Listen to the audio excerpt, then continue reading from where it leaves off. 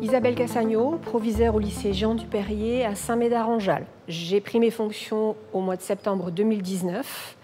À la fin du mois, j'ai reçu un courrier du tribunal de grande instance m'informant que le lycée était mis en cause dans le cadre d'un accident qu'avait subi un de nos anciens élèves en 2017. J'ai pris la tâche de la cellule juridique du rectorat qui m'a demandé de monter un dossier. J'ai donc demandé tous les renseignements nécessaires à M. Bardin, notre directeur délégué aux formations professionnelles. Il y a 4 ans, un jeune élève mineur de bac pro technicien en chaudronnerie industrielle s'est sectionné 2 doigts lors d'un stage, lors d'une période de formation en milieu professionnel, une PFMP comme on les réalise au sein d'un lycée professionnel.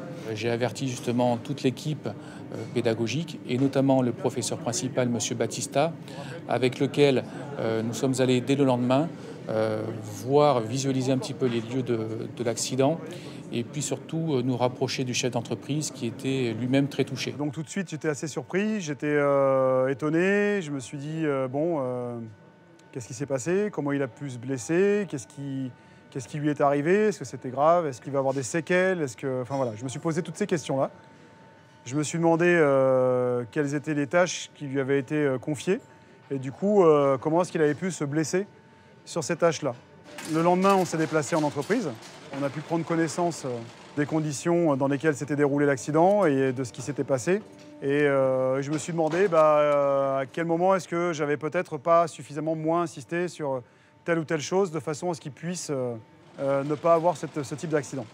Tout de suite, nous avons refait toutes les fiches de sécurité des machines de l'atelier et notamment nous y avons inséré des QR codes renvoyant sur des tutos vidéo liés à la sécurité de chaque machine.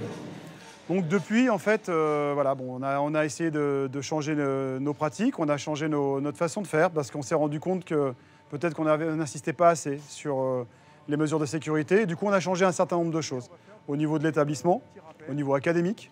On a changé un certain nombre de choses sur l'enseignement de la sécurité notamment. Le fichier académique de sécurité pour chaque élève qui permet justement une traçabilité de la formation à la sécurité de chaque élève.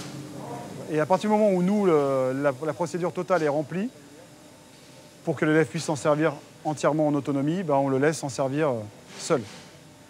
On réfléchit à un autre système sur la traçabilité, notamment grâce à un système d'open badge. Mais bon, ça, on y réfléchit, on verra comment est-ce qu'on pourra l'intégrer à notre formation sécurité. Nous avons mis en place un audit régulier de l'atelier de chaudronnerie tous les 5 ans à peu près, pour que soient vérifiées toutes les machines et toutes les installations de l'atelier. En tant que chef d'établissement, je suis en relation régulière depuis 2 ans avec la cellule juridique et le cabinet d'avocats.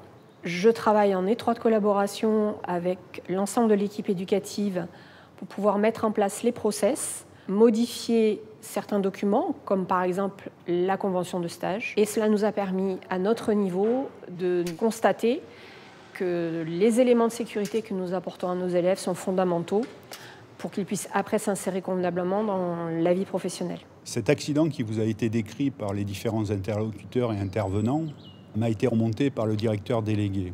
Je me suis fortement interrogé sur la responsabilité des corps d'inspection. Que devions-nous faire en termes de formation? Que devions-nous faire en forme d'évaluation?